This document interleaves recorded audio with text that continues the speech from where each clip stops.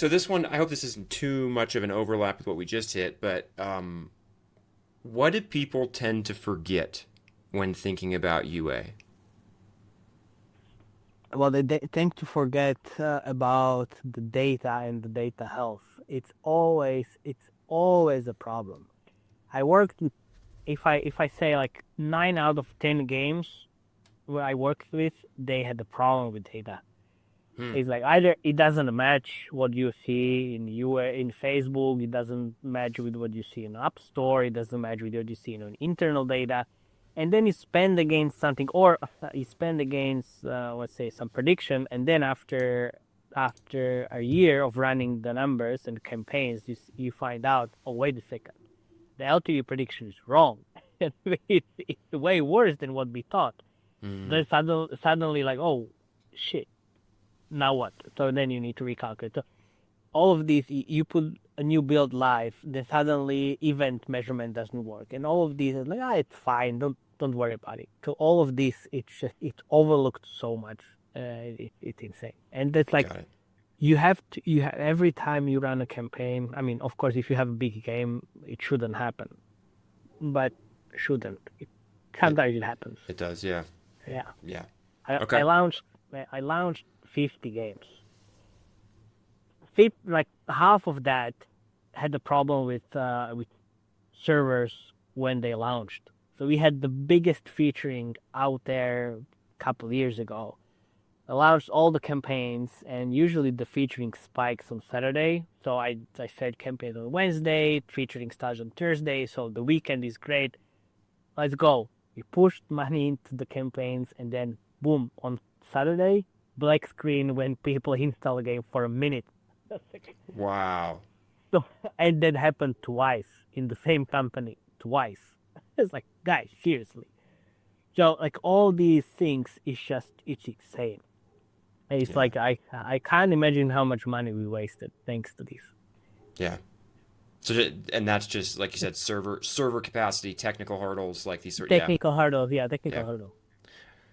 What's the most counterintuitive lesson you've learned as someone who tries to help devs find players? Like, what's the thing that you kind of didn't expect to be true or that no one really believes when you tell them or something like that? So it's counter, it's just like it runs against our intuition. I think what ran, and I had these conversations actually today, and the recent creative trends, which are super counterintuitive. There is a trend which is, I call it the wall of text. So you have basically a video of a gameplay, and you have an text overlay which really covers basically the whole screen. And this is a trend. Exactly. Exactly. Everybody looked at me like, "What are you talking about?" So it is it. And I took it from apps business, and I just ran it against like all the games I manage, and it worked really well. And people are like, how is this working? Why? And I was talking to some of the clients, and they're like, look, you know what I just realized, I had to rewatch that video like 5 times until I finished the actual text. So people either pause that video, which is an interaction with the video, or they just spend a lot of screen time on that video, which helps with the auction and with the whole algorithm. So that's how it makes sense. And I was like, that's actually very true. It's actually very Yeah. true because you need to pause or you need to interact with that video somehow. And this is like, when I was talking about this with one of my clients, they're like, how is this gonna work? It, it's And really it working. works. So yeah, it works really well. So Huh. these things, yeah, That is so I'm weird. yeah, they're so weird. Like the weirdest stuff is now happening on the creative side, all with the AI, with all these different trends. It's you look at the creative and it looks really bad. It looks terrible, and then like, why is this working? And then you realize, you know why? Because it looks native. It doesn't really look like an ad. So people think it's not Mm. an ad. It's a normal video, and then they believe it. We had this in 2015 when we launched one game at Pixel Federation, which is called Diggy's Adventure, and the game looked. I mean, it still looks old.